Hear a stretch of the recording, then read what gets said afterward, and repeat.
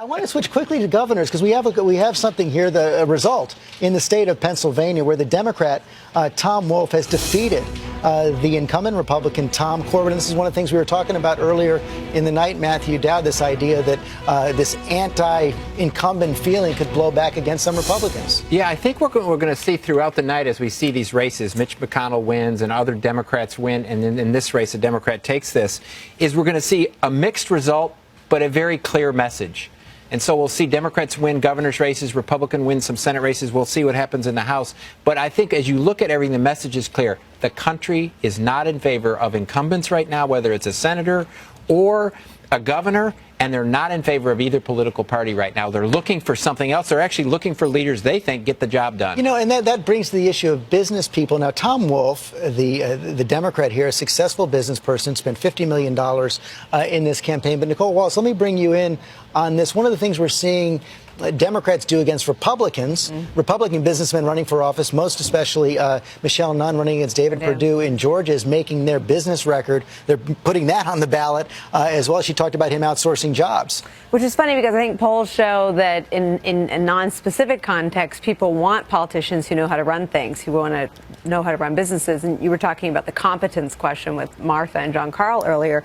And this underpins, I think, a lot of the discontent and the dissatisfaction with Washington and with the Democratic Party. There's a feeling that not only do they do things that I don't agree with, but that they don't execute with any competence. So to me, some of this is in the way that campaigns are run, and some of these guys didn't do as good of a job defending their business record. I think the minute you let the Democrat put you on the defensive, it becomes a liability instead of an asset, and I think that's what happened with Perdue. David? Yeah, no, well, I think, but Wolf, runs a family business, treats his workers well. There's a difference. I think voters don't just say, oh, you're successful in business. They say, is that someone who's going to treat people like me well?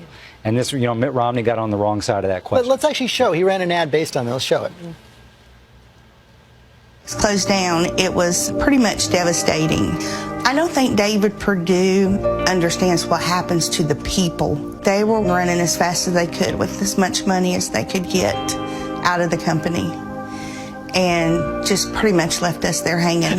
David Perdue looks out for himself.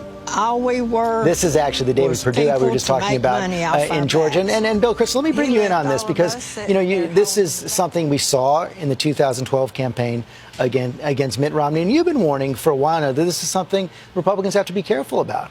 Look, I think David is absolutely right in this. You can be a wealthy businessman and people don't hold it against you, and maybe there are some ads attack you for outsourcing. You can overcome that if you have a positive economic message going forward that explains how you're going to help the middle and working class. If you have an economic growth message, if you have an actual sort of populist economic message. If you don't, then you're just playing defense, and then you're the rich guy who is paying a 14% income tax. That was the moment in the campaign, the Romney moment, I think, which shows how vulnerable you can be. You're paying, 14% on your income taxes. And instead of saying, I am, because that's the law, but you know what? That's President Obama's the president. The Democrats control the Senate. When I'm president, we're going to change the tax law, and I'm happy to pay more if we can get more economic growth and so forth. Instead, he just said, well, I did what the law required me to do. I didn't do anything wrong. So the key is the message going forward. I don't think being a wealthy businessman disqualifies you. And Tom Foley running for governor in Connecticut will be another race for us to watch tonight to test all of our theories, because he didn't pay any income tax, a very low percent, right? He lives in Connecticut. Come on, but that was a joke. I live in Connecticut. We have a Democratic governor. We pay taxes, lots of it. But I think that we watch how individualized this is, and I think Republicans especially need to pay close attention. I can't think of a Democrat who had this used against them, but I think watching these races and taking the right lessons from them is important for, I think business leaders can make great candidates if they do what Bill just suggested. They can make terrible candidates if they don't defend their record.